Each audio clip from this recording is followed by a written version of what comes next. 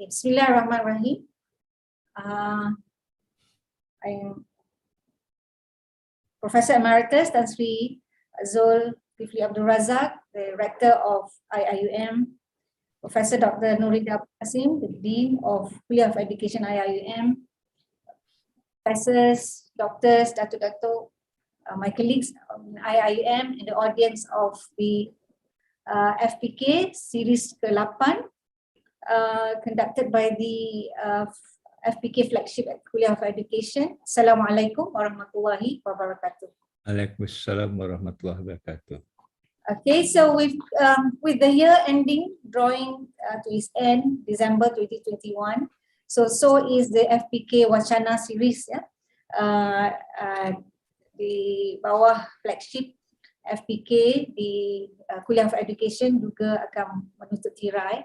So Alhamdulillah, thank you Tan Sri for agreeing to open the tirai in March 2021, and today is to close the tirai of the FPK Wacana series. Dengan tajuk today is FPK di Pengajian Tinggi, Implikasi dan Masa Depan. Just to give an overview kepada our audience, ya, be it in IIUM and Pengajian Tinggi, dan kita juga telah mengajukan jemputannya kepada KPT. So insyaAllah we also have quite a number of KPT audience sini. Ini adalah siri yang ke-8 dan juga siri yang terakhir FPK series Wacana 2021. Kita bermula di bulan Mac, 30 hari bulan Mac 2021, yang dibuka oleh juga Tan Sri dan Profesor Emeritus Datuk Sri Wan Zahid Nordin dengan tajuk FPK dan PAK 21 dan cabarannya, kenapa perlunya pentafsiran semula. Okay. So kita bermula dari situ, and kita mengadakan wacana setiap bulan melainkan bulan Oktober dan November di tahun ini. Di antara tajuk-tajuk dan penyampai adalah Profesor Datuk Sri Awang Sarian di siri yang ketiga dengan tajuk FPK dan perkembangan bahasa Melayu dan penyelesaian pendidikan pelbagai aliran. Itu juga dalam siri yang ke-6, we had Profesor Emeritus Muhammad Saleh dalam tajuk FPK Ilmu Kemanusiaan dan Kesusastraan. So for those who have been following us, you see the array, the variety of topics related to FPK yang relevant dalam waktu masa kini 2021, also untuk masa depan. So sebagai menutup tirai, we would like to have the wisdom from Tan Sri Zul about FPK dan Pengajian Tinggi dan Implikasi Masa Depan. Particularly we're insyaAllah getting into endemic. So there are a few things that we have learned and we would like to take heed to supaya the spirit of FPK di Pengajian Tinggi ini will be relevant and beneficial for the betterment of our society, insyaAllah. So dengan itu, sebelum I pass the mic to Tan Sri, we would like to have the Dean of Kuliah of Education, Professor Dr. Nurida Qasim, to give an opening before Tan Sri starts the presentation, insyaAllah. Okay. Terima kasih. Bismillahirrahmanirrahim. Assalamualaikum warahmatullahi wabarakatuh. There's actually so much to say, but so little time, I think. And anyway, we are here to listen to Tan Sri. So, Assalamualaikum warahmatullahi wabarakatuh. Alhamdulillah Rabbil Alamin. Wassalatu wassalamu ala ashrafil anbiya wal mursalin wa ala alihi wa sahbihi ajma'in. So, I actually wrote two welcoming remarks, one in English and one in Bahasa Melayu. So I think I shall mix both of them, because I think that one of the things that I would like to mention is that, you know, the recent the current flood situation that we have has shown great solidarity among the people in this country, be it Malaysians or non-Malaysians. I think it's a show of great humanity regardless of race and faith. And I think that this is something that we cannot achieve without a comprehensive educational philosophy that focuses on holistic, balanced development of the individual as well as the society. But at the same time, we also see continuous acts of bullying and challenges that the society is facing. And this juxtaposition, makes it really difficult for us to understand why, on one hand we have this great show of humanity, but on the other hand, we also have these challenges that we have to face. So, and I think that this webinar on the FPK di Pengajian Tinggi, Implikasi dan Masa Depan is very timely. Sebab saya rasa, the school system has its role to play, but I think the higher education has an even bigger role to play, because I think when we talk about teacher education and so on, it comes from here. So and also about pendidikan masa hadapan and so on, I think kita adalah pemacunya. So it's very important that we get it right, and that so that the society can have a better future, insyaAllah. So saya nak petik daripada tulisan Tan Sri Rector yang berbunyi, apabila budi sudah luntur, adab terhapus dan sejahtera hanya menipis bibir sahaja, tidak menusuk hati sanubari yang seakan-akan telah mati. Hakikatnya perlu diterima yang kita sudah lama sesat jalan. Nasihat pepatah balik ke pangkal jalan kepada norma abadi, rangkaian budi, adab dan sejahtera. So saya rasa, that this webinar is very timely, as I mentioned earlier. And I'll take this opportunity dengan rasa besar hati saya bagi pihak Kuliah Pendidikan UIM mengucapkan ribuan terima kasih atas kesudian Tan Sri Zul untuk berkongsi pendapat dan pandangan pada hari ini. It's a great pleasure for us that you have been supporting our FPK series, and for actually, keeping us on the right track, when it comes to falsafah pendidikan. So with that, Tan Sri, thank you very much. Wabillahi taufiq wal hidayah. Wassalamualaikum warahmatullahi wabarakatuh. Waalaikumsalam warahmatullahi wabarakatuh. Okay. Alright, Tan Sri, tanpa melengahkan masa, I will pass the mic to you. InsyaAllah kita tidak mahu sesat jalan, so we would like to listen to your wisdom. InsyaAllah. Thank you. Okay, thank you very much, Prof. Lainul, for that reminder. I hope kita tak tambah bersesat lagi today. Terima kasih atas jemputan ini. Bismillahirrahmanirrahim. Alhamdulillahirabbil wassalatu wassalamu syafil anbiya mursalin sayyidina Muhammadin wa ala alihi wa sahbihi ajmain. La haula wala quwwata illa billah. Prof Ainul, Prof Nurlida, rakan-rakan daripada KOE, saya merasakan bila cakap tentang FPK itu, I always remember 2 Ogos 2018. The first engagement with anybody in the university is your kuliah at that particular time. Yeah? And I also thought that FPK ini is a kind of a seed kita plant at that moment. Never know that we are going to go into this very big issue of the pandemic and so on and so forth. Dan seperti mana kata Nurlida tadi, it's bagi saya menampakkan bahawa FPK ini tambah relevan dalam konteks yang ada. Tapi bergantung bagaimana kita mentafsirkannya semula supaya ia menjadi satu benda yang boleh membuahkan pendidikan yang lebih baik post pandemic dan sebagainya. Hari ini I think is a challenge for me. I'm going to present some very new things that I've been working on, but I've not presented it before. And this is something what I would call later on as a science of sejahtera. which is part hopefully of the FPK.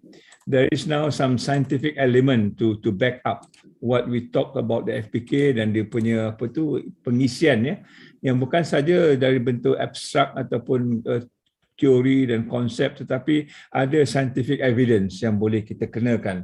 And I'm trying to put this together. I'm testing this out. I've already called a few friends also to stand by and see whether this makes sense ataupun tidak. But that probably will be the new elements. Yang lain tu yang 8 ni mungkin there are overlaps here and there. Okay. So without wasting time, this is the pengajian implikasi dan masa hadapan. The masa hadapan, I think, is a challenging bit as far as this presentation is concerned. Okay. Now, there's a pepatah oleh Mahatma Gandhi. The future depends on what you do today, what we do today. Right. So this is just a kind of an analogy. This is what we do today. We do not care whether the environment is safe, secure, clean dan sebagainya, and the consequence is quite obvious. All of us has to kind of put a mask on, and this mask is perhaps not just masa tu. It's not just it's a mask for pollution, although it looks very much like what we are wearing today. But this is a direct consequence. Apa yang kita buat hari ini akan mempunyai natijahnya masa-masa yang akan datang ya. Dan dalam keadaan ini, quickly kita tahu there's the pandemic now. Bila ada pandemik ini, kita akan melihat bahawa pemakaian pelutup mata itu menjadi a global scenario, bermula dengan that Wuhan, the place of Wuhan, and everybody in the world now have to wear this. Sama ada dianya berupa Islamophobia, tak Islamophobia, all the arguments against wearing mask suddenly becomes not important anymore because survival becomes an issue. So what we do today is basically what will be the impact for tomorrow and the day after. And this is an obvious implication of that particular statement, right? Again, when you talk about the new normal, which is new now, dulu kalau kita pakai tutup mata masuk bank, orang menjerit. Sekarang ni kita masuk bank tak pakai tutup mata, orang menjerit juga. So what is new and what is not new is something which is arbitrary. But what happens bagi saya, yang saya rasakan bahawa dia sudah mula efek kita punya perwatakan, kepribadian, cara kita berfikir, cara kita berpakaian, cara kita misalnya bertingkah laku dan sebagainya. Ini yang menjadi perkara yang kita sekarang, or at least I'm observing, how do the people manage their way of life now. And more importantly, I think from our point of view, is a frame of mind. What frame of minds are we going to get? Certainly mental health is a big issue. Walaupun dulu for a long time we are talking about mental health. That statistic mungkin 3-5 tahun yang dulu mengatakan the worst mental health case is in Sabah. And the worst infrastructure is also in Sabah. But people do not care about this because there is no overt sort of symptoms, there's no death, nothing, and therefore we carry on. Yeah. But now with the pandemic, suddenly you find that not only mental health, this whole phenomena of cyberbullying, the use of social media and so on and so forth, menjadi something which is important. And how do we grapple with this adalah soal yang semua orang tak tahu jawapan.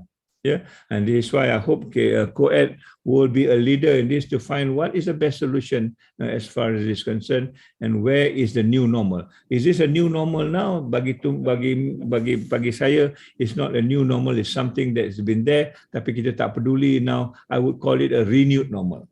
Yeah, if we have done this before, we probably would not have faced what we are facing today. So kadang-kadang benda-benda yang lama-lama ini yang kita rasakan tidak modern, tidak fashionable dan kita tinggalkan, it has a way of coming back. And I think this whole idea of mental health to me will be the next pandemic, whether we like it or not, because now dengan adanya bah dan sebagainya, we have another set of problem that we need to deal with here. So for a long time the word VUCA has been there, volatility, uncertain, complexity, and ambiguity. This has been the world for a long time, but in the academic circle, in the educational circle, as though this is not important, none of us are actually addressing this. In our education, we are talking as if everything is certain. Keluar mesti ada, everything is linear lah. in our context. Yeah, this VUCA does not even come into our vocabulary. When we talk about VUCA, nothing is linear, nothing is predictable, nothing is new. Everything changes almost all the time. So where do you put this benda-benda ini dalam perhitungan kita bila kita nak move forward, bila kita katakan post pandemic ataupun pasca pandemic? Yeah. I just add this in. I thought this is another thing that what we do today, yeah, and the consequence is obviously very clear for us now. Yeah. If only we have made this a habit yang berbeza untuk kita clean up kita punya environment and so on and so forth, perhaps this is not as severe as it is now. 20,000 has been displaced, and again major cities yang ada hopefully drainage yang bagus, Kelang, which is a part of the the royal town, Sunway, with all this lagoon and so on and so forth, they are no better than the old kampung folks where there is no drainage and so on and so forth. All this is what we do today, that the impact in this case is not just a future, it's something that is very close to the future. And yesterday, weeks from now, you will see all this. Yeah? And this is also not new, because when I go through the thing, we have been warned about this in January 11, with early this year. Worst flooding in 50 years, has already been said. 50,000 displaced. But what do we do? 8 bulan, 9 bulan, nobody cares. Because there's no death, there's no overt sort of numbers and so on and so forth. So we carry on. And I think this is what education is all about. We know the education is not delivering, yeah, but because we've got certain numbers to play with, we know certain things that we believe it is quote unquote education, so we just don't care. But now we need to be a little bit wiser and say, look, this is not something that we can hide anymore. And the global economy, the global education crisis is very clear. These are all the numbers in millions yang tak pergi sekolah, yang keluar daripada sekolah, yang dah pergi sekolah tetapi tidak masih membaca. And the elements and the reasons is still very much the same. The lack of access. And this has been something when I was the president of IAU 2012, we've been talking about access. We don't talking about access, we talk about access and success. Access is easy, you open the school, everybody will come in, but the success is the determining factor. It is success following access. And this access and success are two issues that, again, nobody talks about it until this question of sustainable development comes in. Global education number 4 mengatakan inclusive, equitable, lifelong education, which is again not new. If you go back to the falsafah pendidikan, istilah ini dah kita gunakan 30 tahun yang lalu. Yeah, inclusive, equitable, lifelong learning, we'll go into that. And finally, we talk about no one left behind. I think this is just a jargon, because we know now there are millions of people being left behind. And the reason also we know. Yeah, and these are some of the reasons. 10 good reasons why access are not there, and some of it are very clear. We do not know what we are producing. Are we producing first-class human being or second-class robot? Our mix with technology, we do not know where we are heading. Yeah, if you want to produce first-class human being, then we must know about life. It's just not about livelihood, because first-class human being knows how to manage their life. And to know about life, you need to know about values. Where are the values in our education? Ada mungkin, tapi bagaimana kita menggunakannya. Ambil, for example, the aspiration of the student, the sixth aspiration, ethics dengan kerohanian. Where is this? We have been monitoring it. Dekat padu dengan kementerian, we don't see numbers, we don't see progression as compared to bahasa, knowledge and whatever else yang biasa yang kita dengar dalam konteks ini. Yeah? And so at one point kita katakan, and then now we are grappling whether how to do this given the pandemic. Again, there's no clear answer to it. And some people say that, with the pandemic coming on, we actually back to the starting point. Everything is back to zero, balik ke pangkal jalan seperti yang mereka katakan tadi. But still, there are some people who doesn't want to go to pangkal jalan. They just want to progress the way they are, because the investment are there, the economic benefits are there, the political popularity are there, everything else but education. So I think we need to be a little bit brutal on this, because if go balik semula, dengan jalan yang tidak betul, I think we will just end up in another sort of a big mess. Yeah. So a question of how do you then begin to look at where do you put all these connections? Some of these things we're beginning to discuss. Yeah, your cultural what you call intelligence, the cultural sensitivity, and does it lead to educational equity? Yeah. What about where is the professionalism? I think education teachers are we seen as professional? If we are seen as professional, why do people keep on telling us what to do? I think we should be telling them what to do because we are the professionals, not them. Yeah, but these are big issues, and how do you connect this into not only ourselves, but it becomes a worldwide sort of issue beyond just our borders and beyond just the new normal. The new normal, as mentioned, is probably an old normal need to be revitalized to make something which is new that tackles some of this issue that we know that had been left neglected for a long time. Yeah. So these are the big pictures that begin to hound us, whether we like it or not. And when we talk about the first one between gaps and social mobility, there are already figures of this nature. And this comes out from a video called Ivory Tower. I mentioned this before, done by CNN with Columbia University. 2014 was slightly dated, but I think the numbers do not lie.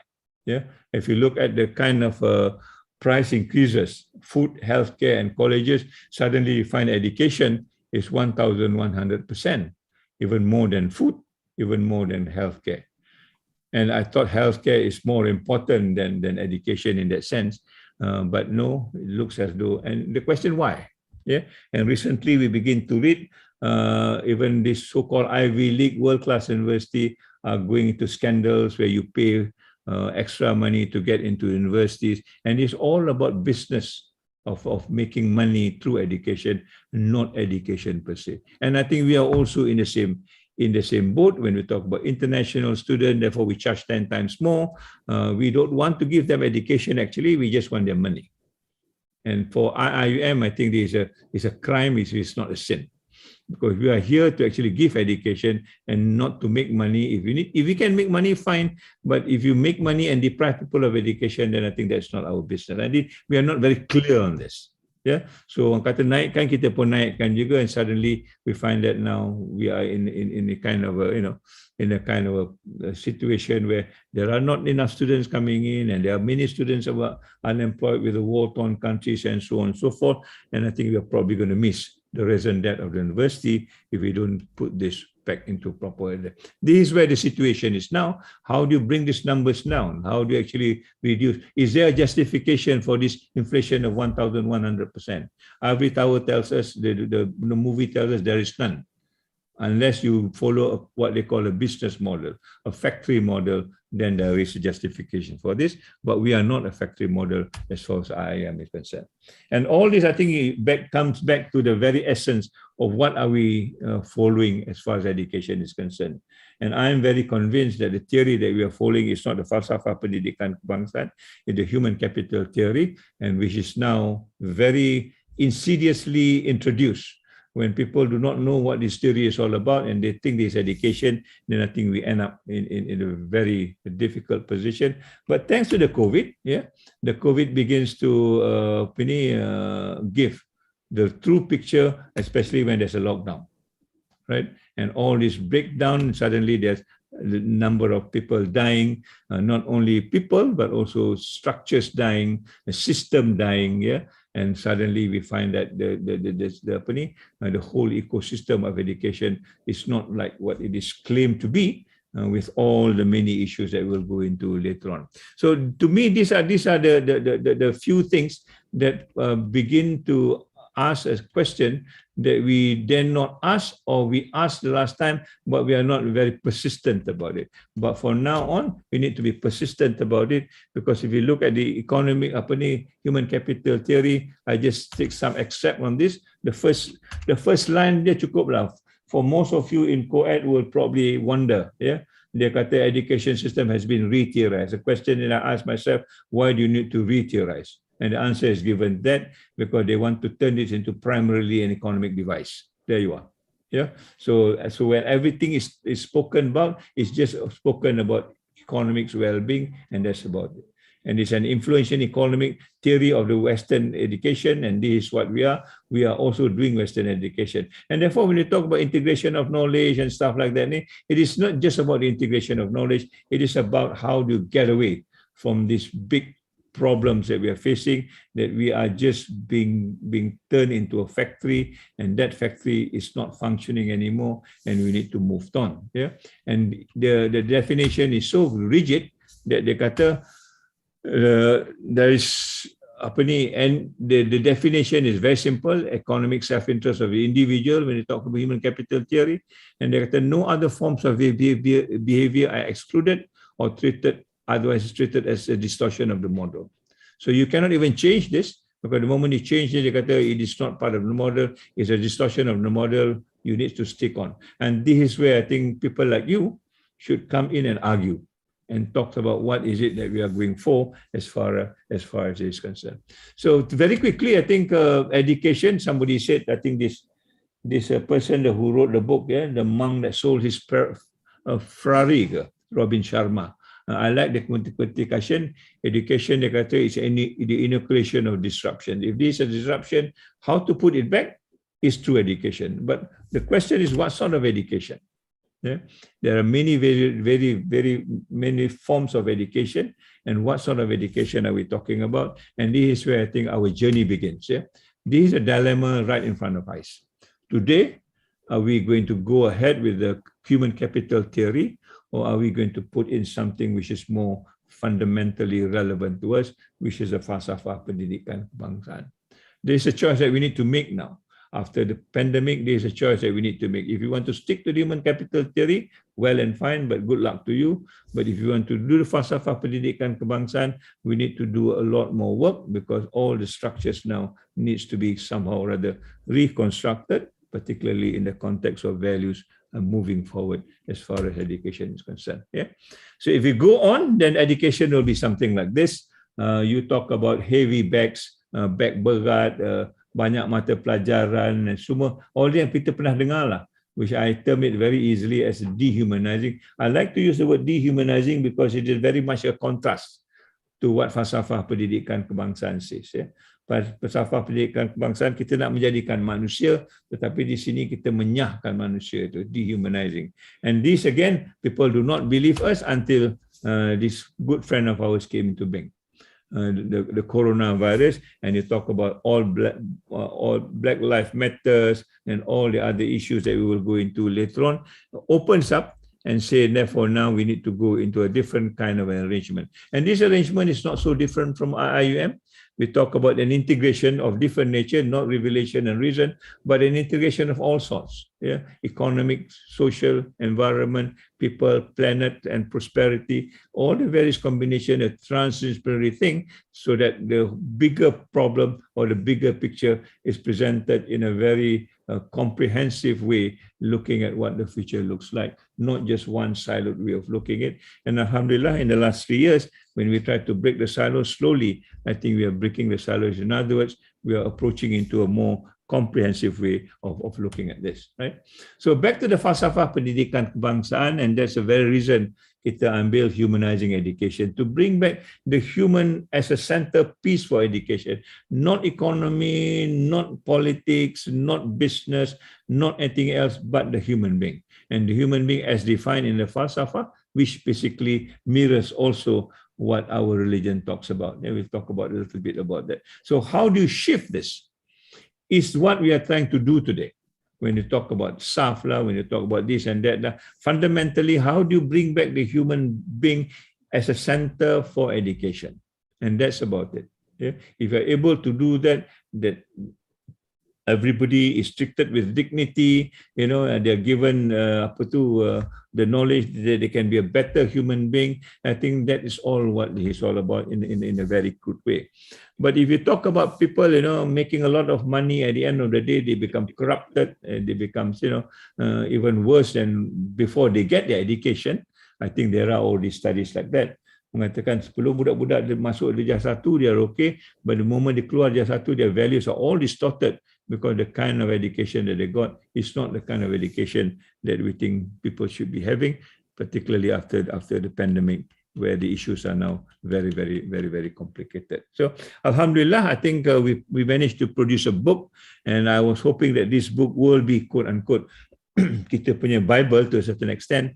We have given this anugerah negara somehow or other, God wills, but I hope the second volume will do even better than this, so that we can bring the discussion back into the limelight and push it as a mainstream sort of education system. Meanwhile, on my own, while talking sejahtera, people are not convinced. People think this something is out of date. 30 tahun dah Tan Sri. Why do you need to talk about this? So one of our alumni, Syed Munawar, I think you know him very well. A good moderator, decided why don't we have this series? So we started this series 28 Mei, just as much as you start your flagship ni, and we have now got there are 40 dialogues. We are producing a book now, 40 dialogue sejahtera for the 40th anniversary. So the book will be coming out, all the discussion that we had together with Prof. Kamal, all the other luminaries that talk about sejahtera, we are going to compile it so that we can have a kind of a broad-based discussion together with the book that you're going to write and so on and so forth, so that this can be a reference for people who are interested. It's not like something that it is very secretive or people do not understand what it is, right? So this is one attempt, and I think I keep on writing about it. Then when the Prime Minister talk about happiness, I just don't want the word happiness to come in. So we redefine balik kata sejahtera goes beyond happiness, because happiness depends on who you talk to, will also bring us back to this human capital theory if you are not careful. Just as much as we talk about sustainable development, when you use the word green, you probably will go back to the human capital theory, because the green is defined in quite a different way. So we actually push this as say sejahtera has got its own concept, and its own concept is built on education, and that's how we want to redefine it. And Alhamdulillah, the ministry took it, although there's a little bit of a blur here and there. The human-centeredness tidak ada. Masih talks about things that's peripheral to human being. We want to bring the human discussion center. But still, for the first time, I think the Kementerian has taken the word sejahtera in that very concrete step. And we also now begin to understand what this is all about. So if I just can very quickly craft my sort of a framework on this. When we talk about falsafah pendidikan kebangsaan, what is clear, there are two parts bagi saya. One part is talking about you, that is what the insan seimbang harmonis. Yeah, and intellect, rohani, jasmani, this one other, that we have never seen this translated, at least from what I see. We have never talking about insan seimbang, the balanced human being, the harmonious human being is never there. We are only talking about human capital, employment, employability, tracer studies. Even the tracer studies sometimes are junk. We don't care, as long as it meets 80% target that been set for us. We think it's okay. An engineer night motorbike, earning money as a Grab driver is still considered employed. Actually, we're just cheating ourselves.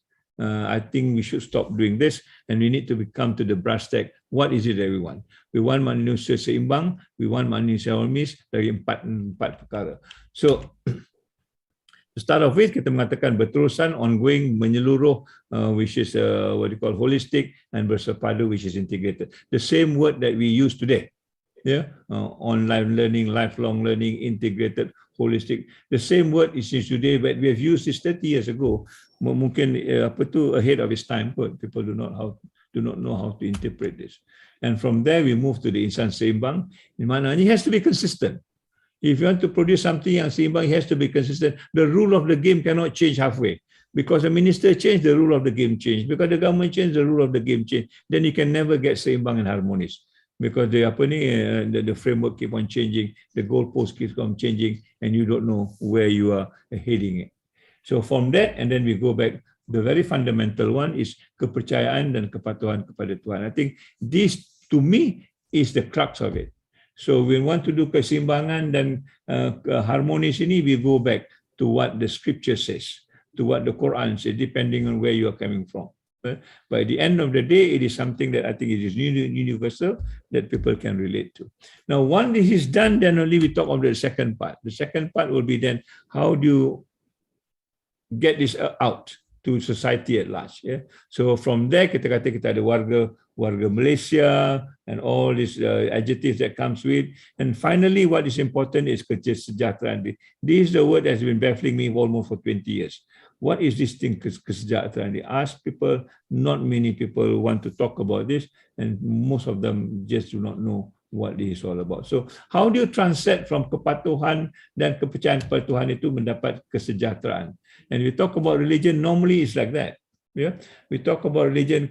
Bila kita nak kata kesejahteraan, it's almost about spirituality. It's almost about your inner self. It's almost about, you know, who you are rather than what people tell who you are. Do you know who you are? And once you know who you are, then you can start mobilizing yourself into all this, menyumbang kepada harmoni dan kemakmuran keluarga, masyarakat dan negara. I think this is very well put. Yeah, all these 5 days stepwise, very well put. Kesudahannya in that order juga, yourself, your keluarga, your masyarakat, and then your negara. If you don't do this, then maybe you will not be able to kind of arrive at the point that where you want to arrive. But kita tak boleh tebuk tengah-tengah aja. Now nak cakap tentang keluarga Malaysia, fine. But you have to talk about individual first. You cannot talk about the keluarga Malaysia, the individual is not settled. And how do you settle the individual? That's the first part of falsafah pendidikan kebangsaan.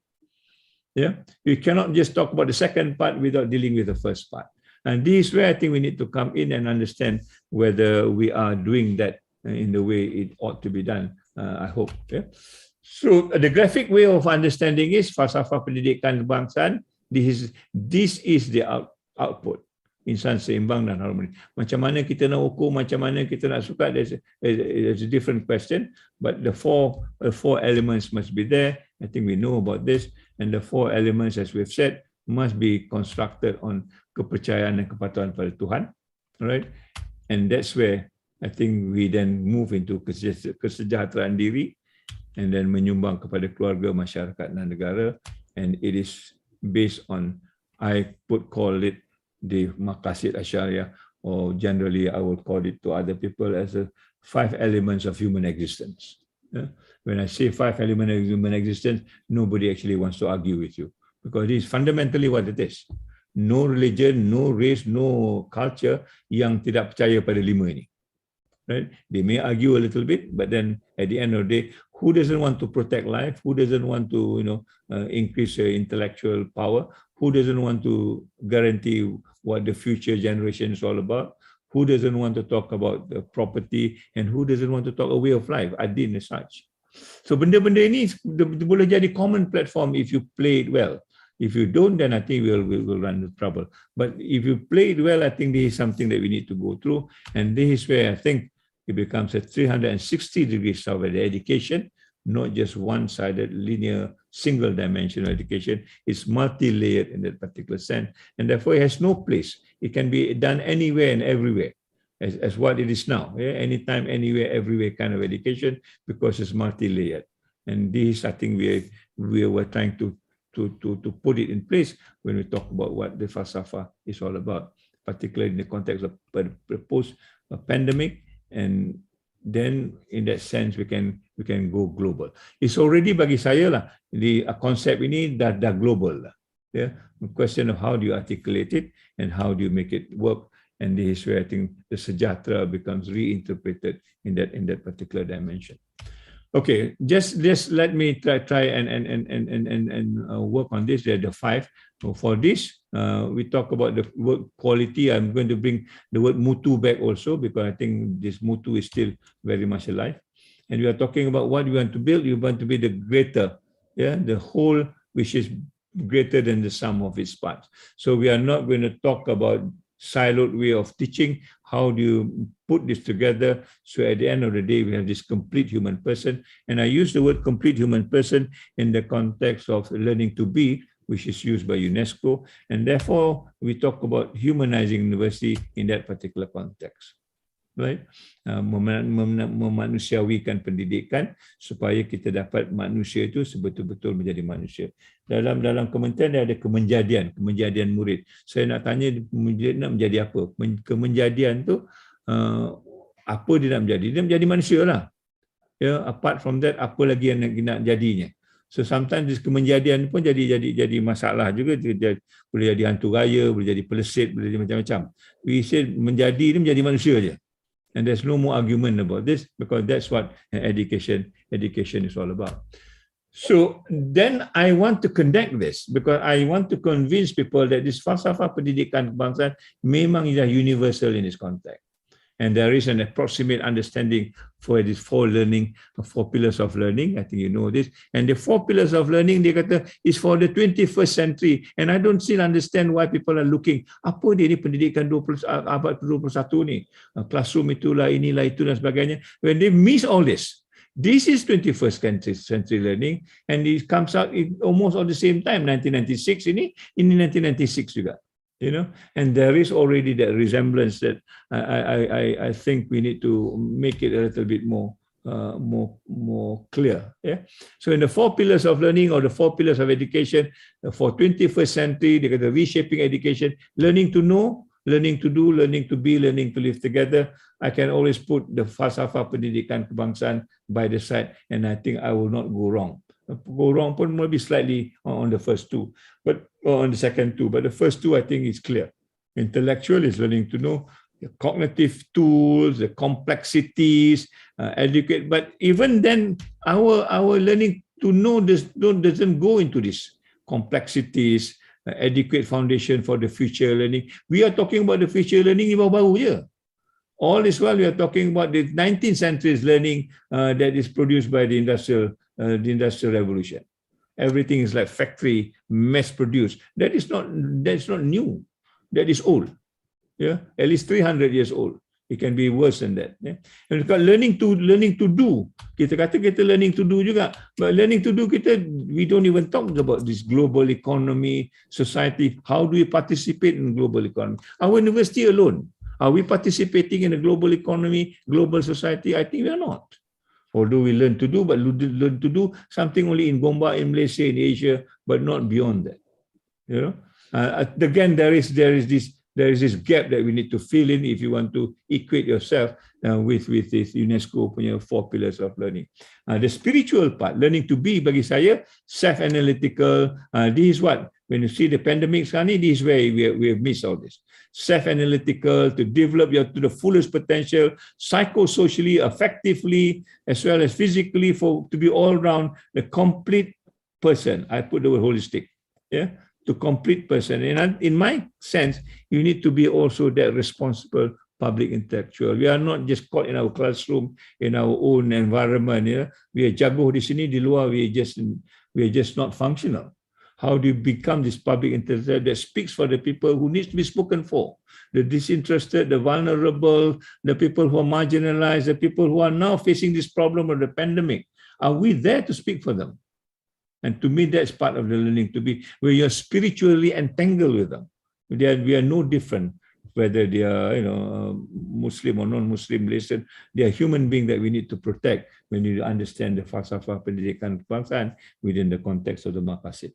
The emotional part, of course, the learning together and about the values that we talk about and all these other values, democratic values, respect, peace, and this is where the buddhi, the adab comes in our language lah. You want to talk, you want to live together, you have this adab. If you don't have the adab, you cannot live together, and things like that. So benda-benda ini boleh kalau kita sit down and really crystallize it. We already can put the falsafah pendidikan equally good, if not better, because we've got our own cultural context. I think this way I've been convincing myself we need to do this. And if we don't do this, then I think the falsafah pendidikan will lose out to the four pillars of learning, or otherwise, it's been seen as something which is backward, and some people would want to see that. So the work that needs to be done bagi saya lah, not only the number 1, number 2, maybe we can do a little bit, number 3 dengan number 4 ni. How do you bring this back? Because this will be the essential elements that we need to have when we talk about the post-pandemic and whatever pandemic that will come after this. So an easy way of saying it is when we talk about community engagement, how do you tell these people, okay, we very simplistically, learning to do, we talk about your hand, the skill and the action. Right? I mean, anybody can do it. And I am not very happy when people just talk about skills. Skills bagi saya, sometimes you can do skill apprentice without even thinking. It's a question of just doing it repetitively, you get the skills. you get the action. But how, why you did it, we do not care. So we need to put the learning to know, and we need to put this together. All right. So we can talk about whatever jargon you want to talk, IQ, EQ, PQ, whatever it is, that's okay. All right. And that's where, when you talk about the physical and intellectual part, and this is a service learning, as it were.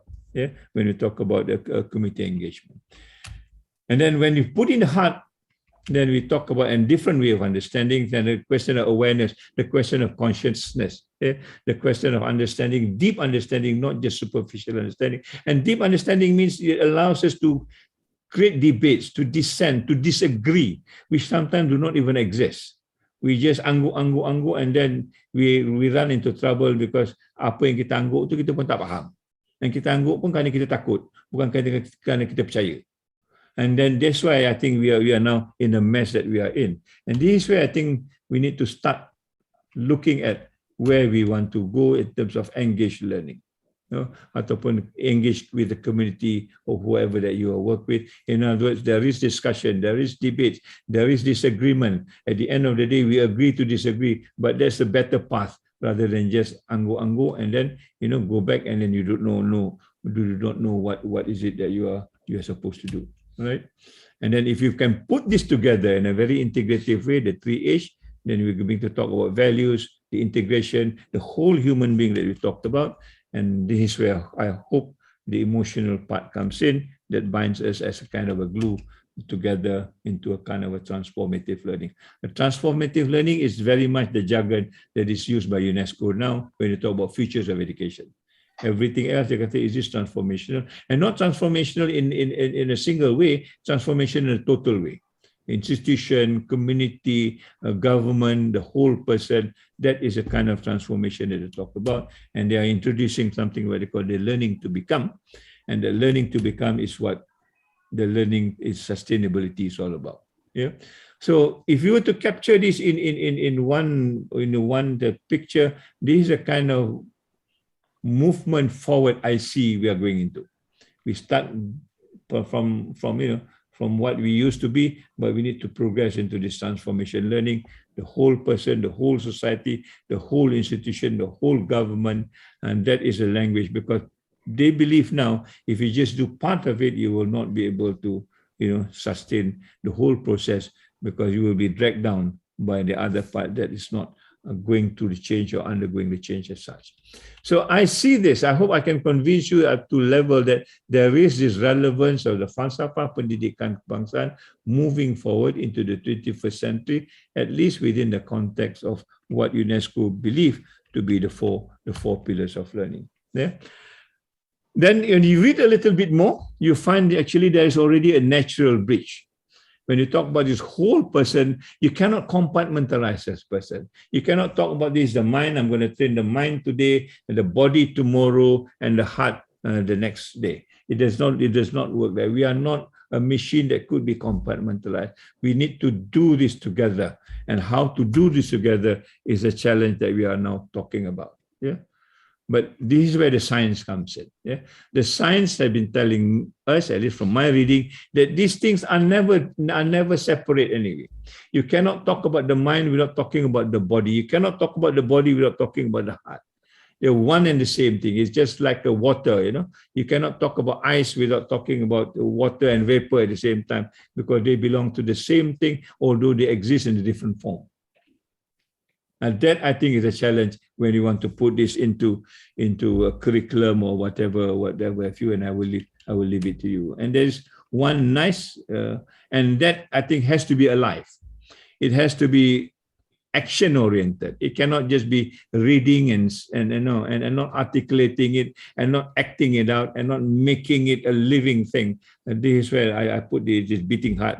You are alive. You are not dead. Yes, sitting down and not translating it, almost you're so passive, almost as good as you are dead. You are not using the knowledge that is given to you.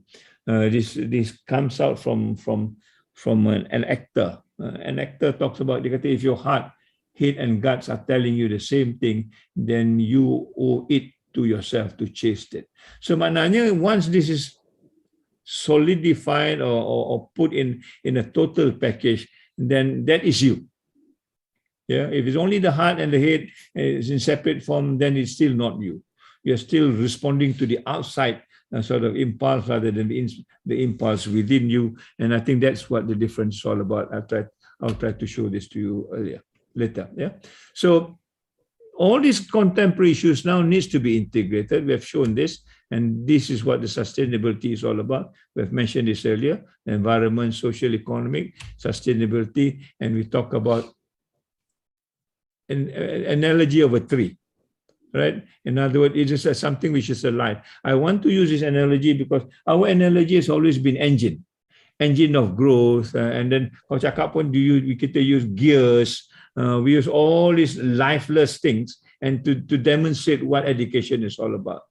And that's why education is seen as something which is also lifeless, acted upon. It doesn't act on itself. Here, education, if it's a tree, it grows by itself. It is alive. It is organic. It is part of us. That we actually just need to nurture it and it will grow the way it should grow depending on the seeds that there is what Al-Ghazali tells us. In the seed, there's only the potential. If you grow the seed well, then the seed will turn into a tree. We cannot put that screwdriver, you cannot put a screw and then hope the screw will grow. It will not be that way. So the metaphor needs to be changed. And that's why the environment, that's why this garden of knowledge and virtue becomes so meaningful to me, because it has its own life that teaches us also what environment, what education is all about, that we need to come together and not separate it.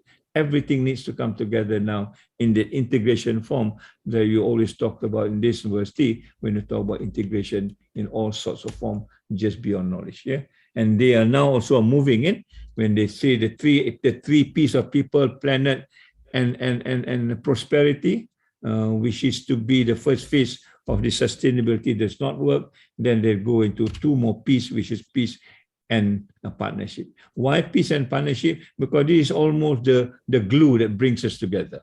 Why you want to do this? Because we want to create peace together, not something which is siloed. And how do you do this? You do this together as partnership. In other words, competition is not as important as collaboration.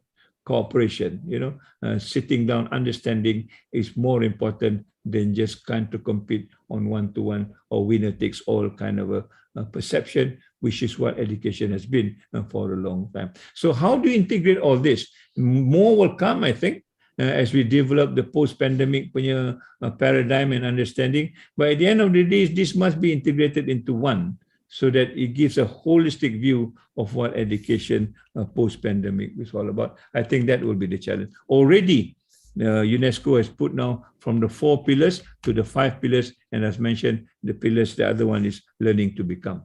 Learning to become what? Learning to become sustainable. Learning to become what? Learning to become, integrated in the whole thing that we talk about as far as education is concerned. Yeah. Another way of looking at it, some people talk about, I use this because the word spirituality is important to us. In fact, we have talked about this earlier. We are talking about SDG 18, Alhamdulillah. One of my articles has been published just 2 weeks ago when I talk about SDG 18. SDG 18, spirituality and leadership. It was now, it's already been published, and we are already starting to argue about this. Yeah, and people of different faith and different beliefs are also contributing to this. And if you are slow in this, then they will probably redefine it for us. And this is where I think the idea of moving together and getting this out as quickly as possible, so that the 5 P's now becomes our call, not just their call, in trying to make it happen within the next 10 years. 2030, if I'm not mistaken, right? So with all these things, and then you begin to understand why the world is so chaotic, why the world is not in the balance, because the human being that we produce themselves are not balanced. Yeah? Our students are doing this, and it is very clear now. They are trying to find their own balance. We have failed to give them the balance, and we sometimes are not even the balance, and that is, I think, the biggest issue.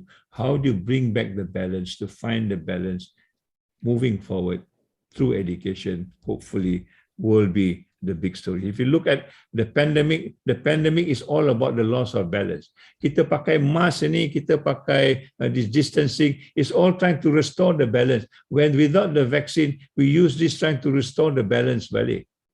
And that is what it's all about, fundamentally. We have lost the balance and we want to bring back the balance. And the balance is very much a Quranic thing when you talk about the mizan and so on and so forth. I think you know better than this. Yeah? But when you talk about sustainable development as a whole, the word balance is not there. And therefore, it's our opportunity now to bring back this whole concept of balance. Everything in this world is in a balanced state. And we ourselves should be in a balanced state. Yeah. So the other thing that is good for me when we talk about this, suddenly when you talk about this ranking, when you talk this pandemic, the ranking does not apply anymore. All your KPIs, nobody talks about it.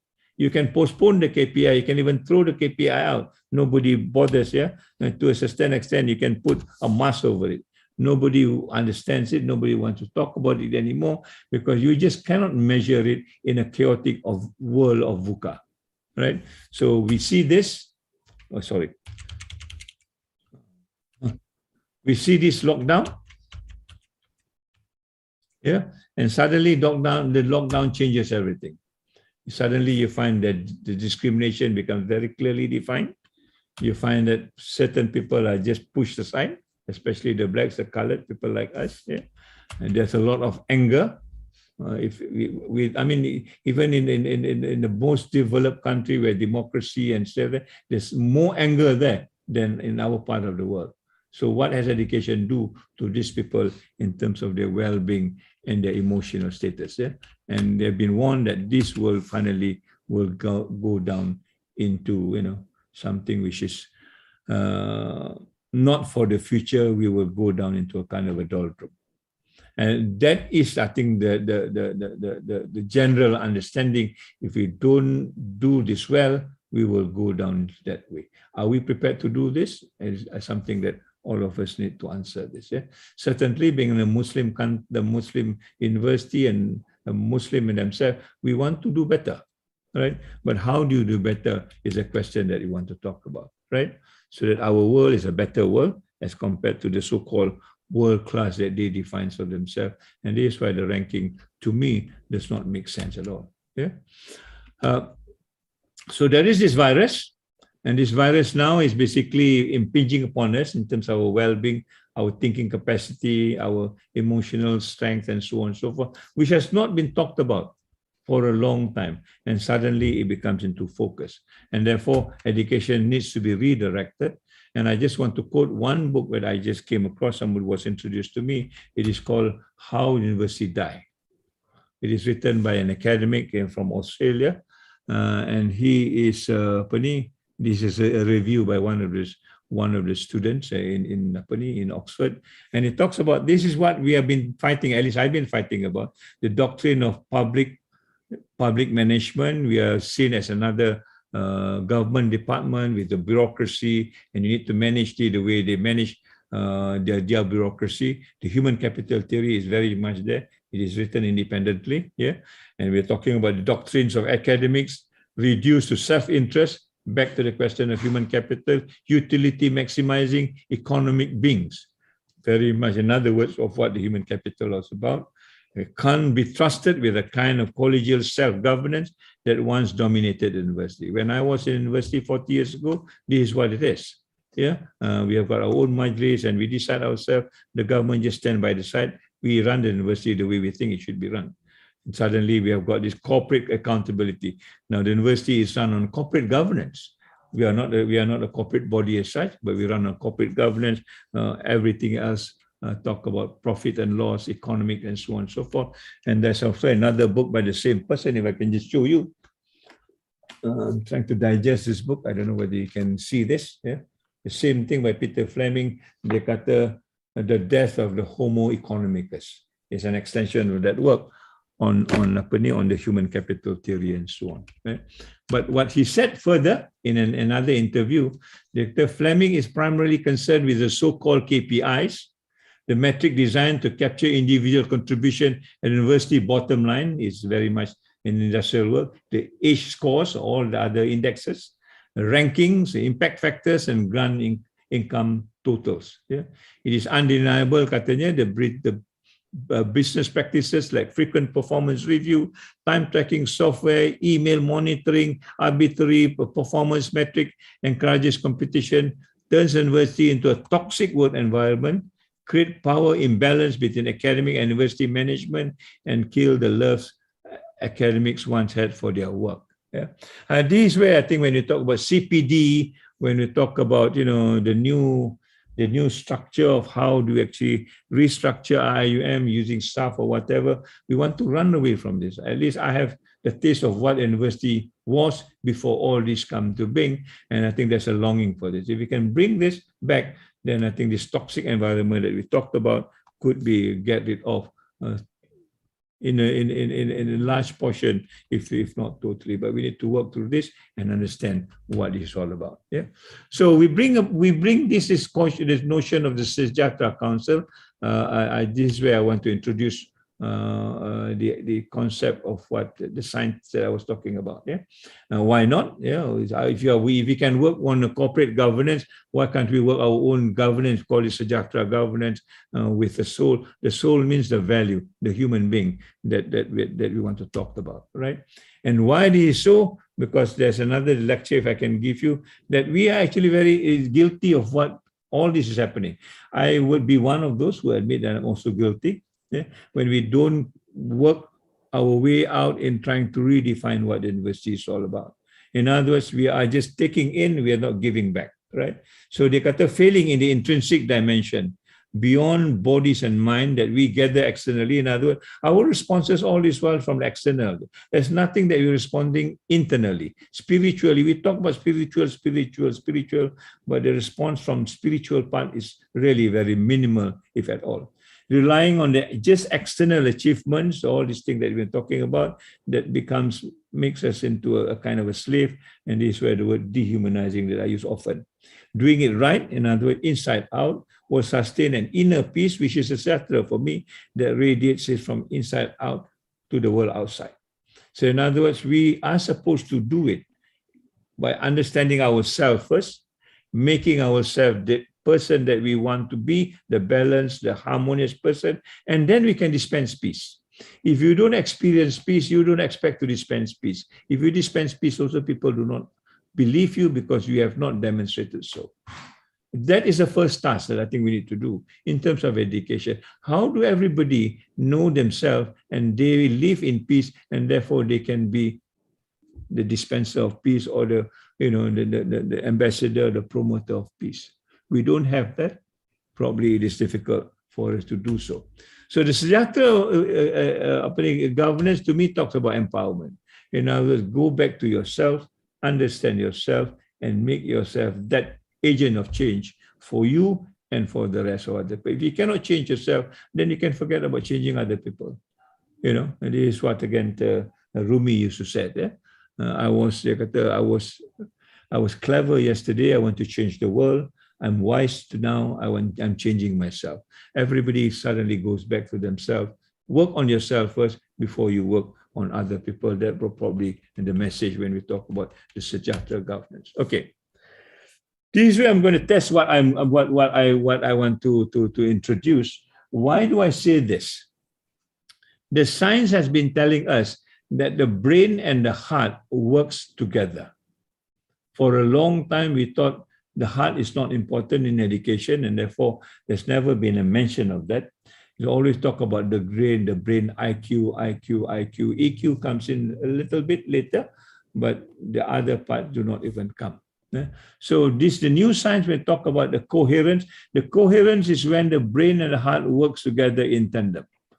They have to work together, and in fact, the latest it shows that the heart actually influences the brain 6 times more than the brain influences the heart, which is quite radical from my point of view. But the heart must be something that we can control, we can manage, for one of a better word. Yeah. So this means that learning to generate increased heart coherence by sustaining positive emotions. And that's where the values that we talk about, gratefulness, appreciation, happiness, joy, and part of it is Sejahtera, not only benefit the entire body, but also profoundly affect how we perceive, feel, think, perform in a higher state of overall health and also existence, right? That is the theory as it is today. If we can manage the heart, in a way that you can live in a positive sense of the word, then I think you are in a better shape to move forward. So we talk about this coherence. Scientifically, it could be demonstrated. If you are in a state of coherence, this is what your electric, what they call the heart rate variability is all about. You can see, you forget about the name, yeah? You can see how smooth this is as compared to this one. Okay? This is what we call the state of coherence. Once the heart starts beating, you get into different forms, personally, socially, and globally. We'll go into that later. But what makes you do that is basically that coherent state within you. I would use the word sajata within you. Right? And you begin to see this very smooth, fine way of exhibiting the state of the heart once it interacts with the brain. I call it sajatra, right? And that tells us there is this balance between the brain and the heart is already there. So I want to extend this a little bit. When you talk about khusyuk, maybe this is what it is. Why is it so difficult for us to sembahyang and get khusyuk? Because our brain take off. We are still on the prayer mat, but our brain has taken off somewhere. And we are trying to pull that back. How do you pull it back? You pull it back by engaging the heart with the brain together, and then you get this coherent state. I mean, that's what I'm trying to reason. Yeah, why is it so difficult sometimes nak khusyuk? Apa benda khusyuk ni pun kadang-kadang kita tak tahu. Ya, the opposite of this is samsara, and that is the incoherent state. And you can see here the kind of irregularities as compared to this one. And either you generate this one or you generate that one. You can generate this one if you do certain things. You don't do that, you will get this one. It is the almost your state of being as far as that is concerned. This already been demonstrated scientifically. If you get into this coherent state, your mind and your brain, or your brain and your heart are in two different places. They are not in one, right? As compared to this one, when you find that this is together and you find that everything is in tandem, that you think alike between the head and the heart, enhancing what they call the cognitive function, which is not a cerebral function, it's also a cardiac function at the same time. I mean, this is the one that actually excites me. I keep on reading about it, and there's a lot more to be read. But already you begin to see this, what we call the heart rate variability that describe this. When it is smooth and regular like this, it is called the high HRV, high heart rate variability. Okay? When it is low, then you get into this. But these are just jargons. You can forget about it. What it means, essentially, personally, if you're in this state of existence, you will get this. Your well-being is better controlled. Your energy level is better. All right. You have a lot more, empathy or compassion to other people. Yeah. And your clarity of mind gives you better decision making. And this again has been proven scientifically when they do this experiment on people who are in the coherent state and the incoherent state. Socially, it will translate into the well-being again in social dimension. You are more creative to work with other people. You can solve a lot more problems, make better decisions, and create better bonding and support. Is this not what we want at the end of the day? And if you move this into what they call the global coherent state, and this is where I think we begin to interact person to person, not just on physical sort of dimension, but also on what we call the electromagnetic dimension. A little bit too much to go into this now, but if you see this here, these are all the electromagnetic dimension that you create once you are in a coherent state.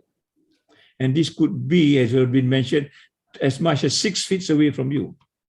So if I stand with another guy who have the same coherent state, then this electromagnetic state is enough to bring us together in another coherent state as far as the global coherency is concerned. This is something which is new to me, because I know a little bit of brain science and neuroscience, which is my area when I was studying. I begin to understand this a little bit more. So when you talk about hati budi, I begin to understand, why do we talk about hati budi? Why is not tangan budi ke, kaki budi ke, kepala budi ke? Why do you talk about hati budi? Because the word hati and budi is the Malay word for mental and intellectual. We use the word intellect, is not a Malay word. You use the word minda, is not a Malay word, it's a translation word. The Malay word for these two terminology is actually hati. Budi, sorry. Yeah. And the budi encompasses also the hati at the same time. So remember, I talked to you about these three things coming together as a whole piece rather than three separate pieces. Budi is the one that defines it. And that's why when you talk of hati budi, you also have later on akal budi. Okay, that moves into that, and then you begin to create as akal budi. So in other words, akal hati is one collective whole when it becomes a functional thing. It is not two separate things. And how do you then begin to mobilize this as one system rather than two separate systems that your brain takes off differently and your heart takes off differently? I think that's a challenge, and the coherent state will probably tells you how to do so. And once you get that, your performance is better, your resiliency is better, your coping mechanism is better. All these are already proven scientifically in a lab somewhere in the US. So I'm beginning to understand Sejahtera from this point of view, and I'm trying to connect this back to what you call Masa Depan Falsafah Pendidikan Kebangsaan. If this science can be concretized and put into Falsafah Pendidikan Kebangsaan, then I think we'll get another thing going, inshallah. I will try and complete this very quickly here. So now, if with this, then where do you go as far as the future is concerned? So we've got the 4 pillars of learning. We've got the FKP. We already said that they can work together.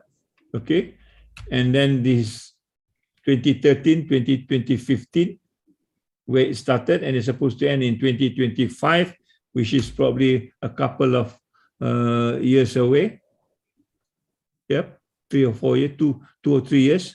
Meanwhile, we have missed Wawasan 2020. You remember Wawasan 2020, I hope. And the 9 challenges, all the one in red, to my mind, is where we have failed. There's no Malaysia Bersatu Padu. There's no masyarakat berjiwa bebas, tentram dan yakin. There's no masyarakat bermoral dan beretika. There's no masyarakat penyayang. There's no masyarakat adil dan saksama. All these are now laid bare by the pandemic.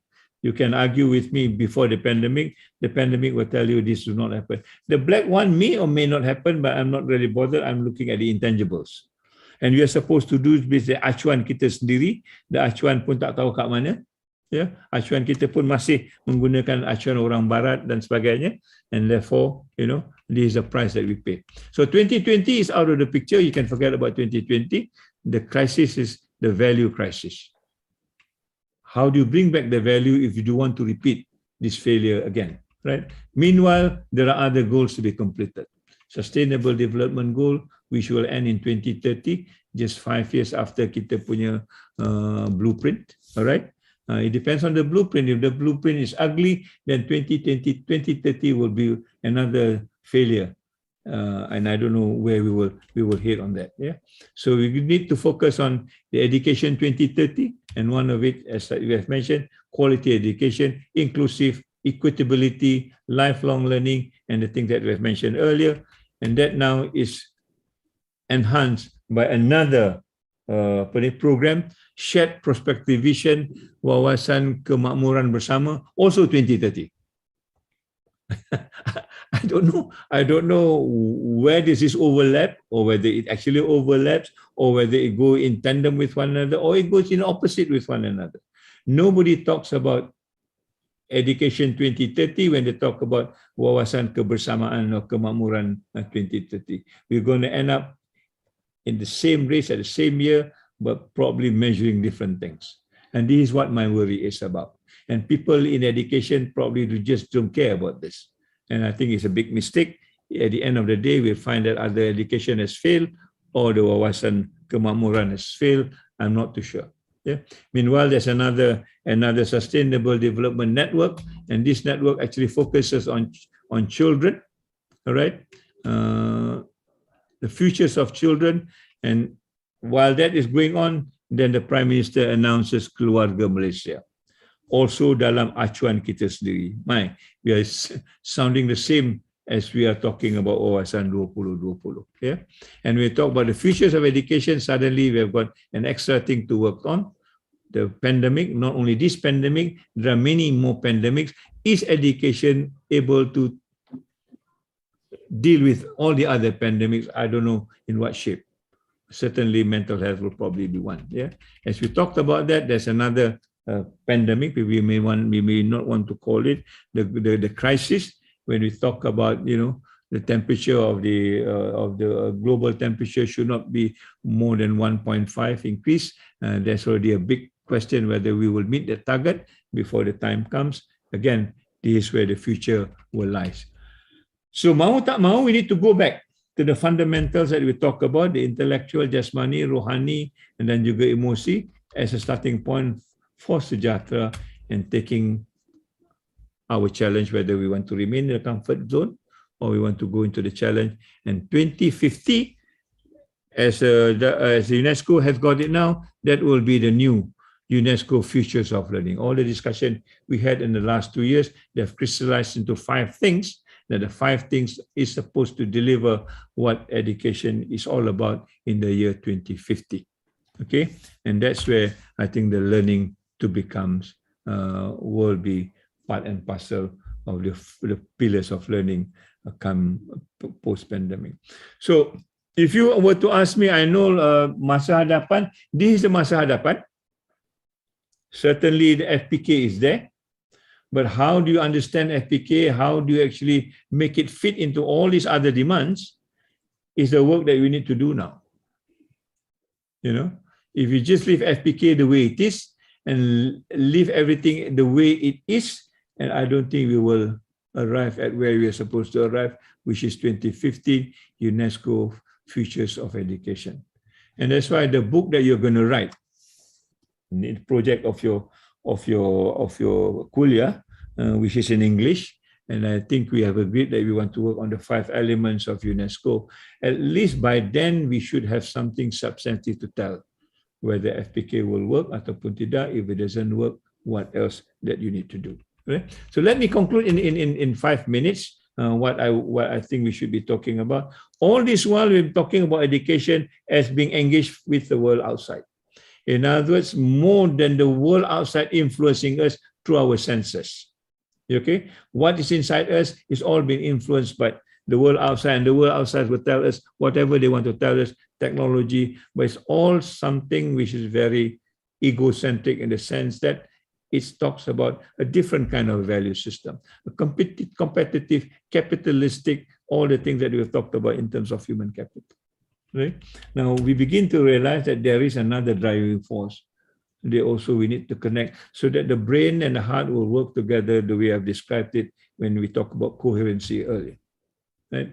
And this now will take another kind of a strength that will give us a different kind of a measure as a purpose of education, and indeed as a purpose of life, not just livelihood. And that's where the spirituality comes in. And that spirituality, I think, is where we will then end up in humanizing university, humanizing education, and even humanizing ourselves in that sense when we bring the 2 elements of balance and harmony together. And that will be the spices that we've talked about as part of sejahtera, where the heart actually plays a greater role than what it is now. I used to quote Aristotle, but I don't have a basis for it. When he talk about, educating the heart, the mind without educating the heart is not education at all. If that is true, then I think there's something that needs to be said about educating the heart. Now that we understand the heart and the brain actually works together in tandem, and therefore this is where sejahtera will be understood with the 5 P's of sustainable development and the combination of the heart and brain together, right? So just to give an illustration, today is like this. There is no connection between the heart and the brain, right? But the evidence that I've got until now is this. Heart-brain relationship. The heart has its own complex nervous system, and it is called the brain, the heart-brain. In other words, whatever is in the brain, as far as the nervous system is concerned, it is repeated in the heart, and the heart could function like a brain. And they have no words for it. We at least have got the word buddhi for this, but they are still using this heart-brain thing. Yeah.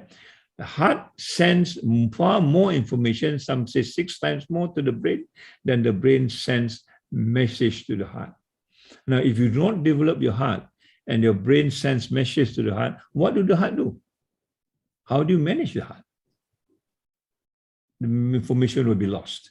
And perhaps this is where the answers of all these things that's happening, this bullying and stuff like that, the compassion that the heart is supposed to moderate is not there. I'm not too sure, I'm just guessing. Heart signals, especially that affects brain centers involved in strategic thinking, reaction time, and self-regulation. And this is where when you talk about, your competency, your clarity, and your decision making better because of this interaction that is done well. So what we need to do now is to connect this. And perhaps this is the solution forward when we talk the falsafah pendidikan kebangsaan moving forward. Yeah, I'll stop there. I'm sorry I've taken more time than I need, but there are more slides, but let's forget about that now. But the crux that I want to engage you, which is new maybe, is how do you bring the heart into the picture when you talk about falsafah pendidikan kebangsaan in connection with the brain in the context of buddhi and adab. That will be my last sort of statement for today. So I know, thank you very much. I don't know whether I've confused you, but if I've done so, means there's a lot more things to talk. Okay, I'll stop here. Assalamualaikum warahmatullahi wabarakatuh. Thank you, Tan Sri, for the enriching, thought-provoking, but it also opens our eyes that just like the falsafah pendidikan said, falsafah pendidikan Malaysia adalah usaha berterusan. So in other words, we should not stop at the statement. We should be doing things the right way and things that will cater for the current things that are happening in the world and in our country. So inshallah, alhamdulillah, so you have opened our eyes. We are all in zest to do something. There are a few questions, Asri, from the YouTube as well as from the audience in the Yes, I see this question. All these are difficult questions. Huh? So maybe I summarize these 2 questions on economy. So which one is to be given priority, economy or education? Because both actually are important. To provide best education, you have to have good economy. So that's from one sister. But a brother from Indonesia asked, like in Indonesia, a developing country, so many things are lacking in education. Even the teachers' welfare are also very far behind. So do they have to make sure that the economy is strong so that best education can be provided? Okay. So let me answer the question from Indonesia after listening to their Minister of Education. I think I've listened to him twice. Yeah, one is our own forum. The other one was an international forum. Now, when I listen to him, I feel vindicated in the sense the language he uses is very much the language that we want to hear. Misalnya lah, dia mengatakan bahawa the leveler of society is education, not technology. Coming from a person who is very well versed in technology and stuff like that, he's known from this Gojek and whatever it is. But he said very categorically, the leveler of society is education, not technology. Technology is only the thing that helps it. In Malaysia, it looks as though the leveler of education is technology. Sorry, the leveler of society is technology, not education. One. Secondly, I remember he also said that he wants now to make sure that budak-budak di Indonesia going forward under his plan will have 3 different experiences. One is, of course, the school experiences.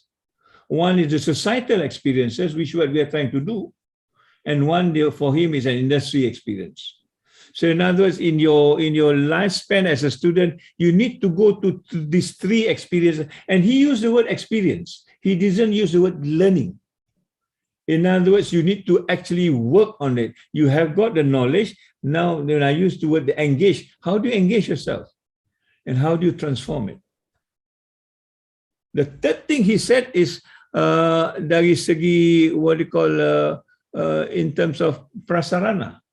So dia kata, in places yang pendalaman di Indonesia, there are many of these isolated schools, we will teach them what they know in their context. We don't care what the world is all about. So kalau konteksnya is about fishing, then we turn them to the best fishermen that there is. Forget about going to the moon, because they will never go to the moon. You know, so maknanya dia begin to customize, tailor-made education to the context. I think the context is what is important. Kita kadang-kadang mengajar without the context. The context something is in Harvard. Well, good for Harvard. What you bring it here is out of context. We spend millions, but we cannot apply it because the context is not ours. So he has seen this picture in a very practical way. When I'm reading all my stuff, I say, hey, this guy is talking the language that what we are supposed to talk as far as the future is concerned. Now I go back to my slides when we listen to our ministry people speaking. Never close to what this minister from Indonesia is speaking. We are still talking about employability, employment, you know, tracer study dekat mana, if you're less than 70%, hey, so you have something wrong, you know, how can you move it to 80%, you know? We are talking about still the industry. Now dia baru kita, when we talk to them and talk about community engagement, baru everybody wants to talk about community engagement. In a big way. Not that we have not done, but the community engagement we are dealing is about service learning. We are not talking about this transformational, the engagement type like Pak Nadim is talking in Indonesia. You know, so I think Indonesia is moving ahead more than we do, and I wonder why these people in IUITM learning educational management in Malaysia. I would rather go to Indonesia and learn from them. At least under the new program that I've heard Pak Nadim talked about, you know. So these are the things that I really want to bring about. Let's look at where we are heading. Are we talking about the language of pre-pandemic? Are we talking about the language of post-pandemic? And I think I am very clear that everything starts with education. A one-time education shapes the industry. Now the industry is shaping us. Now the industry are telling us what to teach and what not to teach. Now the ministry is asking us, nak buat kursus ni, dah buat market survey ke belum? Kalau dah buat market survey, what does the market say? The market say no, then don't offer. No. So the market, we are learning from the market. What? We are an appendage to the market? Then we might as well be another factory to the market. And indeed, we are the factory to the market. And the lesson again that I learned when the pandemic comes in, the first thing to close down is the market. You know, it's the industry that closed down. Our university cannot close down. If they are a true partner for us, then they say, let me help you. You know, what is it that you need? I made tons of money when the industry was good, the pre-pandemic. No, they say, no, we don't want you anymore. You know, because we have no money, there's no market, and we want to close down. So I think this is where I think we need to have this audacity to actually challenge. And I think we use the falsafah pendidikan kebangsaan to challenge this worldview, then perhaps we will go somewhere because there's already a basis. And now adding to my Science of Sejahtera, which I hope to write maybe by early next year, maybe we can take some scientific understanding of what this is all about. Okay, I know. Any more questions? Yeah, there's one question about how to achieve Sejahtera when there's lockdown, because lockdown seems to create a lot of negative things in life. So how do we achieve Sejahtera? Yeah. So my argument is that if only Sejahtera has been there as part of the 4 pillars of learning, in other words, learning to do, ataupun kita cakap Jerry tadi, we are not only talking about the intellectual and the physical part, there's also the emotional part and the spiritual part. Come lockdown, I think we are ready. You know, our students are able to cope, they know how to manage themselves, they know how to actually keep calm, you know. So that is the biggest lacuna, I think, where the failure of education is all about. And we are repeating this again. Because when we talk about, I keep on telling them, stop teaching them numeracy and literacy now. Teach them how to manage themselves first. And then they can learn these numbers, they can do. And this way, I think Norlida, we are calling you for a meeting together with Educare. I don't know whether they call you. We want to restructure to balik. At that point, can we tell them how to look after themselves emotionally? And then we teach them the numbers later. Yeah. Why do you need to teach the numbers and then they do not know even how to take care of themselves? And this is what the Japanese has been doing. You know, make them emotionally stable, then they teach them the numbers, and I think probably there's a way out. So I believe that we have failed as far as that's concerned. Even at the university level, even at the level of an Islamic university, we have failed. Tan Sri, I have a question. Yes. I mean, I think where universities are concerned, and after all these dialogues, and I think there's a change that we are going in this direction. But somehow the ministry, the owners of the system, they have kept on to maintain the status quo. There's still using the term human capital, and it's I sometimes find it very difficult to understand why is it so difficult to see why the existing model is not working, and that we should be looking at the renewed normal. Yeah, I think the short answer to that, we are still colonized. That's my short answer to that. We are still colonized. Our mind is still colonized. I mean, in other words, until somebody from the northern side of the globe say that you are good, then you are never good. So we need an endorsement from somebody else to say we are good, then we are good. If we are not, then we are not. I mean, this is what the ranking is all about. And this is where I am against the ranking, because it enhances the notion that we are never good until somebody tells us we are good. And who are these people to tell us we are good? They are the industry people again.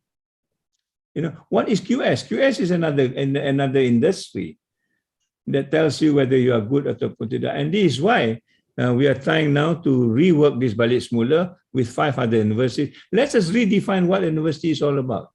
We cannot go wrong because we are in our business. If other people can redefine it for us, why can't we redefine ourselves? So what is it that we want to say about the university? And we have got 5 things to say. One is about the integration of knowledge. Knowledge cannot be separate anymore. University Science Malaysia, where I come from, is irrelevant if they don't have humanities and religious studies. UTM is irrelevant if they don't have arts and science. Yeah, this is what it is all about now. Integration of knowledge. We have done it well in IUM, but we have not done it extensive enough. We want to break the. Look at our intellectuals. I mean, the Muslim intellectuals in Andalusia, they can master 6 or 7 big disciplines. from philosophy right down to mathematics and music and things that we think is haram, they are doing it. And they can make this as part of one body of knowledge. Yeah? And a good book, if you want to read from the modern side, is by Edward Wilson called Conscience. And they go, how do you bring this together as one body of knowledge? Then you can solve many problems because you've got all the things. We cannot do that. What we can do now, we can sit together among the kuliah. And this is why I'm forcing that the kuliah sits together. So at least orang engineer can talk to orang medicine, or orang ni we can 10 minds rather than one mind as it was before, but that doesn't matter. But this integration of knowledge is so important that this is a way to move forward. And that's a language that Pak Nadim is talking about. Secondly, community engagement. Yeah, a question of how to implement it and to get it going, not just writing papers or talking about it, but nothing to demonstrate. Alhamdulillah, every morning I saw now 3 buses going to Ulu Langat. Our students are cleaning the kampung. That's a learning by itself. Yeah, I saw them, 3 of them as I come in dengan kasutnya kotor, dengan stokinnya kotor, and they say they have learned hell of a lot. They have not learned this for 3 years when I stayed 3 hours in Ulu Langat, I learned hell of a lot. You need to go there and learn. We are not doing that, and this is why we are forcing it to a committee engagement. Then we talk about responsible research, basically the same thing. The research that you do, who will connect it to you? Is the people on the ground? Are they involved in your research design? If they are not involved, then who are you researching for? Very fundamental question. So we are now reconstructing Nibali and say, let's define what university is all about. For those of you who are not involved, bugger off. Simple as that. And let's do it the way we want to do it, because we are the leaders of the academia, not them. But we have surrendered this to them and say, let's just listen to you and kita angguk-angguk je. I think time to angguk-angguk dah habis kot.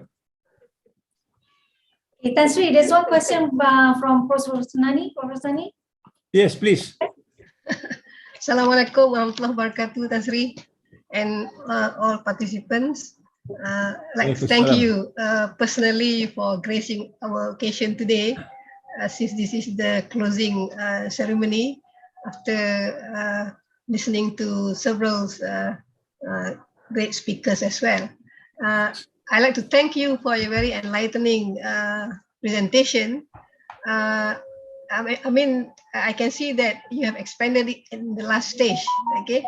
So I have some question there in the new thing that you want to introduce, okay? Because you are trying to show the brain and heart connection using the I think Western theory and knowledge. Whereas actually in the Islamic tradition, the brain and the heart has always been connected. And in fact, sometimes the heart is more powerful than the brain. You know the word fuad and lub. Yeah, that's why you have ulul albab. So this is the connection, because if we don't connect that, then I realize that it's something that the spiritual is missing. Because in Islam, the brain heart connection is also spiritual. So that's why we have the 2 kind of knowledge, the acquired knowledge where the brain, and then you have the reveal, the inspiration that comes from the heart. And that heart has to be cultivated, as you mentioned there. So maybe Western scientists or psychologists or psychiatrists, they come up with all those waves, you know, to show the coherence. But and even the term kushok there, even the term when you talk about mental health, there is the need for that connection. That connection is the one that gives the stability to human mind, despite the being the victim of flood today, okay? But if you are spiritually connected to God, you know that this is probably a test from Him. Hopefully He will reply with something better. I mean, you always have optimism, okay? And then that's what keeps you patient, persevere to go through it, okay? So that is the thing that I like to maybe you should put some spiritual value there rather than just say the brain and the heart connection, which is physical, but this is also spiritual. And so that is good. And also the balance, that balance comes because of the spiritual. If there's no spirituality, that's why the mental health problem comes. You lost hope and optimism. there is no hope. So hope is very important with spiritual connection. So this is the thing that I noticed is a good idea. Second one is, so there's just a comment, okay? The other one is regarding a practical implementation. You mentioned about what the heck these KPIs and ranking and so on. And I think Prof. Nalida mentioned that who actually, I mean, how do we change our university? Can we change our university, transform it to become the Sejahtera University? Do we have the autonomy? Because I think many public universities in the country are controlled by the Ministry of Higher Education. So it'd be good because, as you said, IIUM has already done the integration aspect, you know, the integration aspect of knowledge, and also the Islamization of the individual personality. But the question now is, we have to go further, like with the ideas that you have. But can we do it? Do we have the autonomy? So this is the issue, because if we don't have the autonomy, we can't. In fact, I think in a sense, the American university, like say in the States, they are better off because they have the liberal arts system. And the liberal arts systems, they develop the whole aspect of the person. For example, if you come there to study mathematics, you have to take sociology, you have to take economics, you know, you have to take the arts, sciences, arts, all kinds, humanities, at least something from humanities, something from foreign language, something from social science, because they want to develop the whole personality. When you learn a foreign language, you get to know the other cultures and also others' values. When you learn sociology, you learn about society. When you learn economics, you learn about the human desire and so on. And then you have philosophy where they have ethics, although they don't study religion, but they have ethics in philosophy. So that's why they're still ethical despite not having religion, these secular people, okay? Because they have philosophy, which is emphasizing ethics. So, and they don't, I would say, in that case, you develop an individual who you're preparing for his life. So when he goes out, you're not concerned about his vocation. You're not concerned about preparing for a job. But he will have to use whatever he has acquired in the 4-year education to find something that he can use with his knowledge. So I think in America, you have only 2 years general, and then the last 2 years, you are specialized. And that's why you got to do the master if you want to be really specialist. So in other words, they train you, unlike a specialist where you know so much about so little, you know so little about so much. Okay? In the beginning, you want to know more, you do the master's degree. So I think in that case, they are not talking so much about employability. I think our country, our system got it wrong in terms of the education. Their philosophy is better than us in that sense, you know, of equipping students. So, so I think if you can, with your diplomacy, have the autonomy to spearhead Sejahtera in IIUM, I would love you, and I would say that would be the best. Thank you. Okay, thanks. I think Rosnani, I think we wrote the book together. I think you probably know where I'm coming from. I think, yeah, I would agree, but I think we are in charge. Bagi saya, we are in charge. I with respect to the ministry, but we need to do things right. Another ministry, I think, will allow things to be done, but they want to make sure that politically they don't lose out. I mean, at the end of the day, the minister is about their political survival. Let's face it lah. So if you do something and she shines, I think she will probably applaud what we are doing. And the question that you raised, let me be very clear. So I'm a science person. I'm not a religious person. So I will not want to articulate it the way you articulate it. That's for people with religious background to do it lah. But my science tells me that whatever you said just now actually is confirmed. It's confirmed by science. But it's just that the Western doesn't articulate it because they have made some assumptions that is not suitable for us. And we follow that assumption. So we need to contest that assumptions and do it ourselves the way we want to do it. So we talk about the heart. Why can't we have another training just about that? We talk about the Usra. I'm not very familiar about the Usra. How much of the heart did you talk in the Usra? Do we? Are you asking me the question? Yeah. I mean, basically you're talking about purification of the heart, because if your heart is dirty, the heart is like a parabola. Allah always sends light, nur. You know? This nur can be for knowledge. So if your heart is dirty, you cannot get it. Yeah.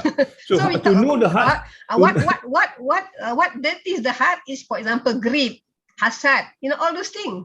So Yeah. this is they do study this, but of course so in the other problem words, is like you said. The problem, like you said, is how to implement it in their life.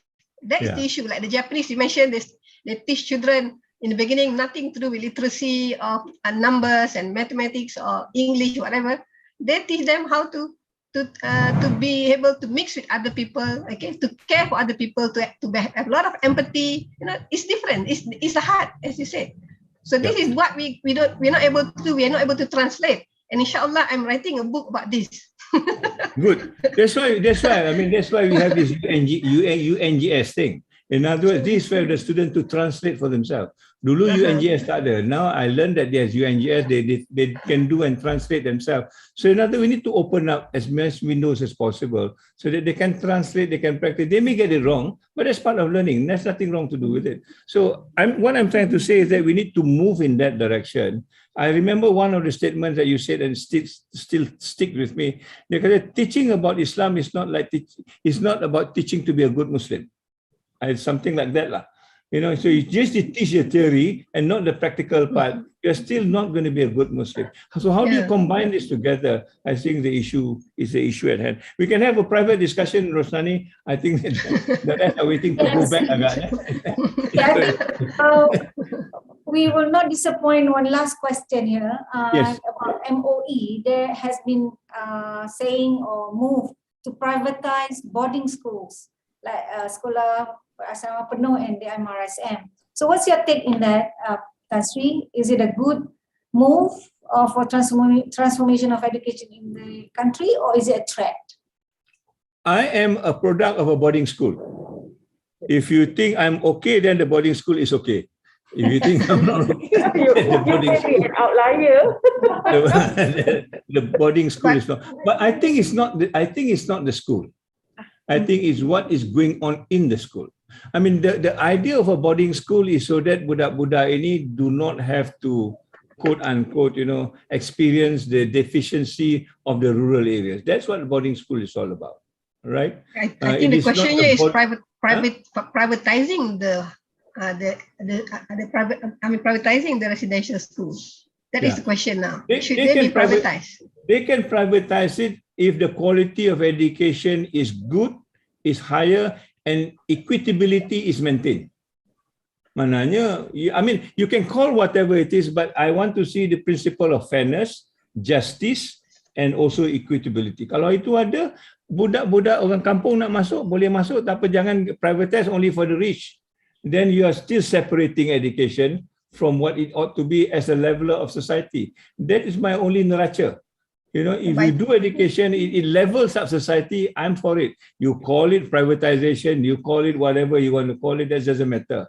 But if education do not level up society, and which is what's happening now, the poor gets the worst of education, the rich get the best of education, especially on online and stuff like that, then I think it's not education at all. I will reject it. Because it will make the society even more, attention and a lot more. Then all this bully will come in again because of people are not happy with one another. So my neraca is very simple. I know. Does it meet the whole idea of what education about equitability, justice, and fairness? If it meets that, go ahead, do whatever you want to do. But if it doesn't, even you give it free of charge, then I will not accept it. Free of charge untuk orang Selangor je, orang Gombak tak boleh. Then it's not. So how do you arrive at that? Justice tu yang I think is the question that is important for us. And whatever you do inside the school is just like what Rosnani said. Are we attending to the whole person? Even mental health, I agree with you. It's not about mental health. It's about the whole person health. Not only the mental health, the physical health, the emotional health, the spiritual health, all this in one. Now you do attend the mental health, spiritual health, you don't maintain, you're still not going to get it right. You maintain mental health, tapi dia sakit, diabetes banyak, still you're not going to get it right. So how do you maintain the whole thing? It is a whole balanced thing is the one that we are stuck with, because that's not a Western concept. Western do not have this balanced idea. Balance studies is very much an Eastern concept. Yin Yang, Ikigai, Sejahtera, Ubuntu is all our concept. They don't have anything equivalent to that. Probably a few in different countries, but generally they've killed it off. This is about, you know, about counting things. Yeah. Kita kadang-kadang sometimes it may not be as long as it's balanced, it's okay. You know, I may not be rich, but my life is balanced. I'm okay. I don't want to be super rich, but my life is not balanced. Balik rumah berkelahi dengan bini all the time. Duit 3 juta dalam bank, tapi you can't even spend 5 minutes with your wife without quarreling. Forget about the 5 juta, man. So these are concepts that we have lost in our education system because we are not understanding the falsafah pendidikan kebangsaan right. If you understand it right, I think probably we'll get back. And that is the charge of COED. I want to end with that statement. COED needs to do this.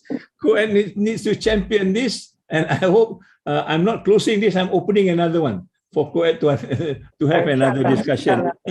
How do you go around that? Yeah, inshallah.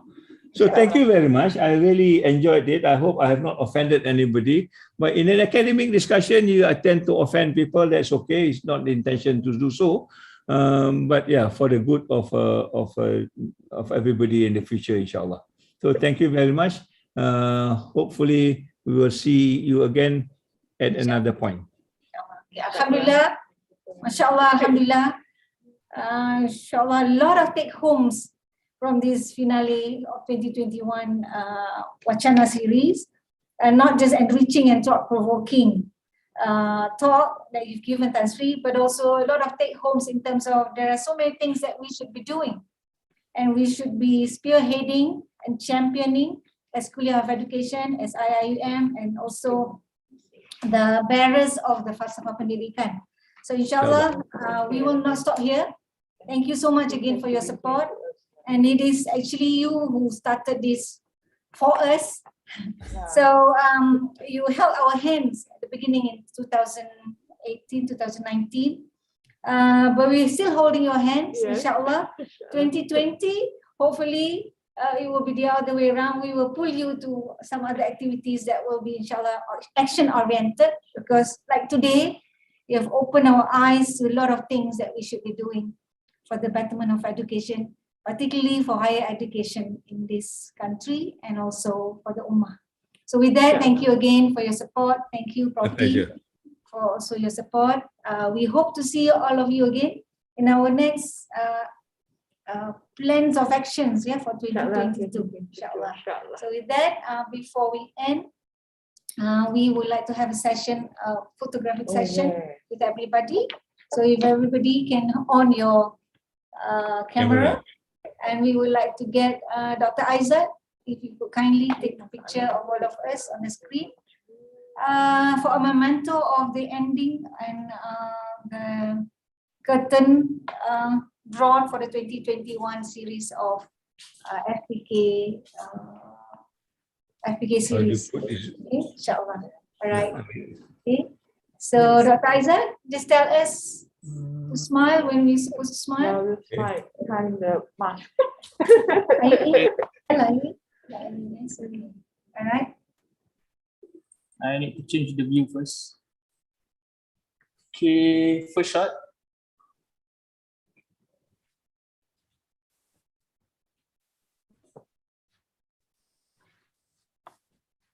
Right, ready everyone? So look at the camera and smile. In 3, 2, 1. Okay, for the second screen. Okay, for those on second screen, just smile. Ready, 3, 2, 1, smile. Okay. I think there's one more view. Okay, that's all. Okay, right.